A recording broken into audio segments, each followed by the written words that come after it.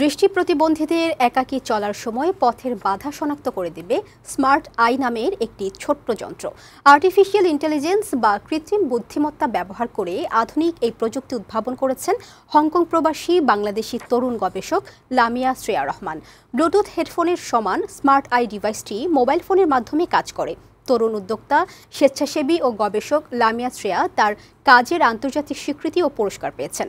শামিমা ইসলামের প্রতিবেদন। 150 গ্রাম ওজনের ছোট্ট একটি ডিভাইস, দেখতে ব্লুটুথ ইয়ারফোনের মতো। মোবাইল ফোনের মাধ্যমে সংযুক্ত করলে ছোট্ট এই ডিভাইসটি দৃষ্টি প্রতিবন্ধীদের পথের বাধা সম্পর্কে সতর্ক করে। কৃত্রিম বুদ্ধিমত্তার সাহায্যে তৈরি এই স্মার্ট আইয়ের নাম সিকার। মোবাইলের সাথে সংযুক্ত করে সিকারকে কোনো দৃষ্টি প্রতিবন্ধীর জামার সাথে ঝুলিয়ে দিলে সামনে থাকা বাধা শনাক্ত করে। এরপর শব্দ করে বেজে উঠে ব্যবহারকারীকে সামনে থাকা প্রতিবন্ধকতা সম্পর্কে সতর্ক করে ডিভাইসটি। এছাড়া প্রকৃত সময় সম্পর্কেও ধারণা দেয় স্মার্ট আই সিকার। কৃত্রিম বুদ্ধিমত্তার সাহায্যে দৃষ্টি প্রতিবন্ধীদের প্রয়োজনীয় এই ডিভাইসটি উদ্ভাবনের মূল কারিগর হংকং প্রবাসী বাংলাদেশি বংশোদ্ভূত লামিয়া শ্রেয়া রহমান।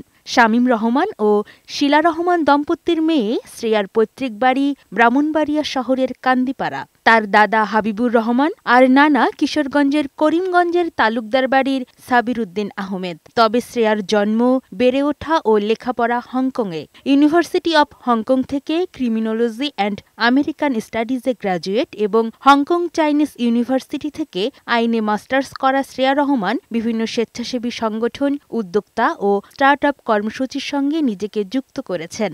স্মার্ট আই নিয়ে বৈশাখীর সঙ্গে কথা বলেন শ্রেয়া রহমান। সিকার খুবই সহজে ব্যবহারযোগ্য একটি ডিভাইস। এর মাঝখানে একটি বোতাম আছে যা ছবি ও ভিডিও নিতে সাহায্য করে এবং হাঁটার সময় দৃষ্টি প্রতিবন্ধী ব্যবহারকারীকে সামনে থাকা বাধা সম্পর্কে সচেতন করে।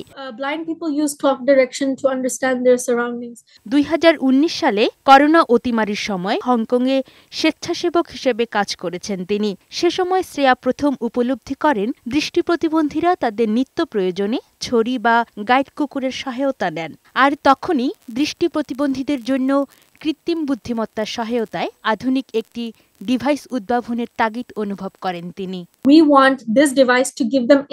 আমরা চাই ডিভাইসটি দৃষ্টি প্রতিবন্ধীদের চারপাশ সম্পর্কে পূর্ণ ধারণা দেবে, যাতে তারা নিজেদের চলাফেরার ব্যাপারে নিজেরাই সিদ্ধান্ত নিতে পারে।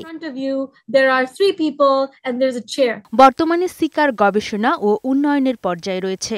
উপযুক্ত গবেষণায় এতে আরও কিছু কার্যক্রম যোগ করা সম্ভব বলে মনে করেন সিকারের উদ্যোক্তারা। সবকিছু ঠিক থাকলে সিকার স্মার্ট আই দীর্ঘমেয়াদে দৃষ্টি প্রতিবন্ধী ব্যক্তিদের জন্য একটি অতি উপকারী ও সহজলভ্য সহায়ক হবে বলে প্রত্যাশা তাদের। হংকংয়ে ডিভাইসটি ব্যবহারের ক্ষেত্রে ভালো সাড়া পেয়েছি। আমেরিকা এবং অস্ট্রেলিয়াতেও কাজ চলছে। ডেস্ক রিপোর্ট, বৈশাখী সংবাদ।